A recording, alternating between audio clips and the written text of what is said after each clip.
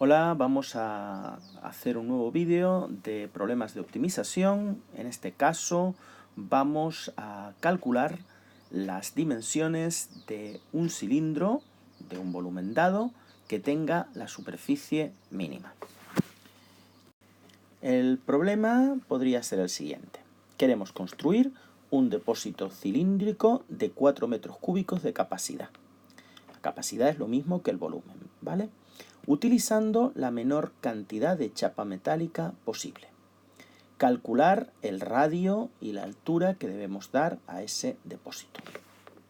Vamos a dibujar nuestro depósito y vamos a poner las variables que me pide. Sería el radio, este es el radio, y la altura. Esta es la altura. Bien, tenemos que ver, el menor gasto de material se produce cuando la superficie de material a emplear es mínima. Vamos a recordar cuál es la superficie total de un cilindro. Pero previamente vamos a hacer un desarrollo de la figura. ¿Qué es un cilindro realmente? Un cilindro realmente estaría compuesto de un rectángulo. Ese rectángulo sería lo que tenemos aquí. Esto sería el rectángulo, ¿verdad? Y además tendríamos las dos tapas, ¿no? La base y la tapa del depósito. Luego tenemos que un cilindro realmente es un rectángulo y dos círculos. Luego, la superficie total de un cilindro viene a ser 2 por la superficie de los círculos, siempre que el cilindro tenga tapa. Si es un depósito lo vamos a hacer con tapa, más lo que llamamos el área lateral, que es el área del rectángulo. La superficie, vamos a poner del rectángulo. Vamos a fijarnos que realmente la base del rectángulo es lo que va a coincidir con la longitud de la circunferencia. ¿De acuerdo?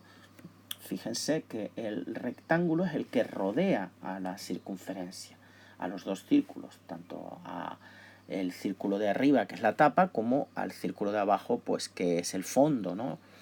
Entonces, como es la longitud de la circunferencia, tenemos que esto es 2πr. Recordáis que esto era la longitud de una circunferencia.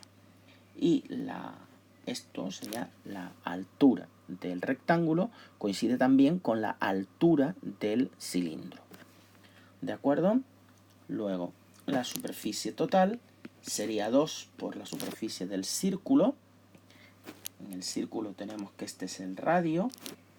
Luego, en la superficie de un círculo es pi por el radio al cuadrado, más la superficie del rectángulo, que es la base, que es 2πr. Esta es la base, por la altura, que yo he llamado h. Si nos fijamos, la superficie de un cilindro viene dado en función de dos variables, que es el radio y la altura. Pero el problema me tiene que dar, tenemos por lo menos tenemos que optimizar una función de dos variables y tenemos que expresar una variable en función de otra. Para eso necesitamos una ligadura. Un dato. El dato, si os fijáis, es este, el volumen. La capacidad es lo mismo que el volumen, ¿vale? Pues bien, el volumen de cualquier figura es el área de la base por la altura de cualquier figura de este tipo, ¿verdad? El área de la base es un círculo, pues πr cuadrado, por la altura, que es h. Luego, nosotros podríamos despejar r cuadrado, pero nos va a salir una raíz, ¿verdad? Y es mejor huir de las raíces. Sin embargo, si despejamos h, esta es la ligadura, la ecuación que relaciona las dos variables, h va a ser v partido pi r cuadrado. Y esto es lo que yo voy a sustituir en la función a optimizar, que es la superficie total de ese cilindro, que tiene que ser mínima para que el gasto de material sea mínimo. Pues vamos ahora a sustituir h y vamos a obtener la superficie total en función del radio. Sería 2pi r cuadrado, 2pi r cuadrado, más 2pi r por h. 2pi r, y donde está h voy a poner lo que hemos despejado h. v partido pi r cuadrado. ¿Vale? Si nosotros simplificamos un pi con un pi, un r y un r, la función me quedaría 2pi r cuadrado más 2v partido por r. ¿De acuerdo? 2v partido por r. Pues bien, ahora tenemos un problema de optimización normal de una sola función dependiente de una sola variable.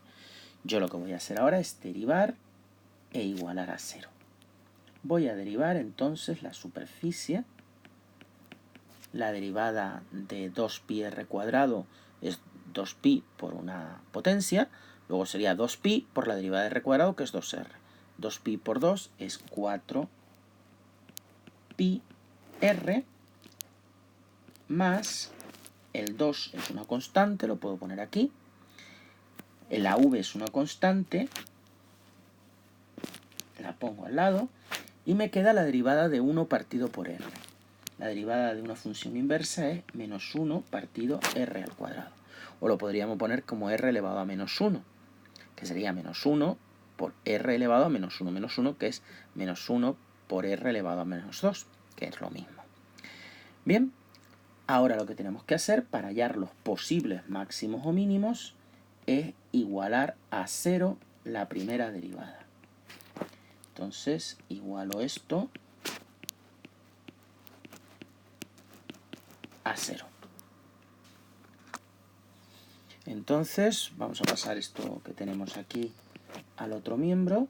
Me quedaría 4pi r igual a 2v partido r al cuadrado. Si paso todas las r's al primer miembro y el 4pi este lo paso dividiendo porque está multiplicando, me quedaría que r al cubo 2v partido 4pi. El 2 y el 4 se pueden simplificar y me quedaría v partido 2pi. Luego el radio sería la raíz cúbica de v partido por 2pi. Este sería el posible. Yo siempre insisto en que es posible, no tiene por qué serlo, máximo o mínimo. Necesitamos un criterio. Un criterio que puede ser el criterio de la derivada primera o el criterio de la derivada segunda. Para que nos sea más fácil, yo voy a usar el criterio de la derivada primera, pero lo voy a poner todo como un cociente, que es más fácil para igualar a 0. Me voy a ir aquí, a este punto, aquí, y voy a operar. El r cuadrado que está dividiendo lo voy a pasar, voy a hacer denominador común.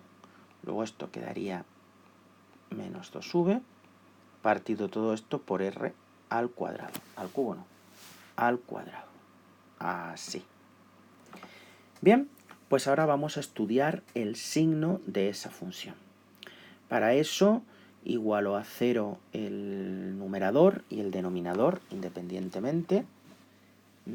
Si os fijáis, si yo igualo a 0 el numerador, es lo que tenía igualado a 0 aquí. Luego me quedaría, si igualo a 0 el numerador, voy a ponerlo por aquí, numerador, es 4pi r al cubo menos 2v, que es igual a 0, me daría que r sería la raíz cúbica de 2v partido por 4pi. Que si os fijáis es, si simplifico, la raíz cúbica de v partido 2pi, nuestro posible máximo o mínimo. Y el denominador, si yo igualo a 0 el denominador de S', que no haría falta porque es R al cuadrado y siempre es positivo, pero vamos a hacerlo para no perder la costumbre de hacerlo, me daría R igual a 0. Obviamente valores negativos del radio son imposibles porque una figura no puede tener radio negativo.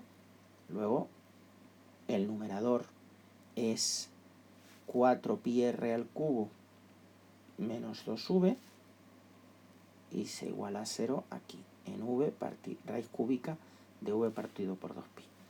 Y r cuadrado, pues siempre, que es el denominador, siempre va a ser positivo a partir del 0. Bueno, ya antes también, pero vamos, porque todo número al cuadrado es positivo.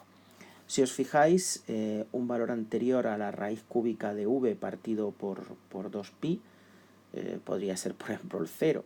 Si ustedes os fijáis, si el radio es 0, esto me da menos 2v. Como el volumen siempre es positivo, esto siempre va a ser negativo. Y a partir de aquí, pues positivo. Luego el signo de la derivada, aquí es negativo y aquí es positivo. Eso implica que la monotonía de la función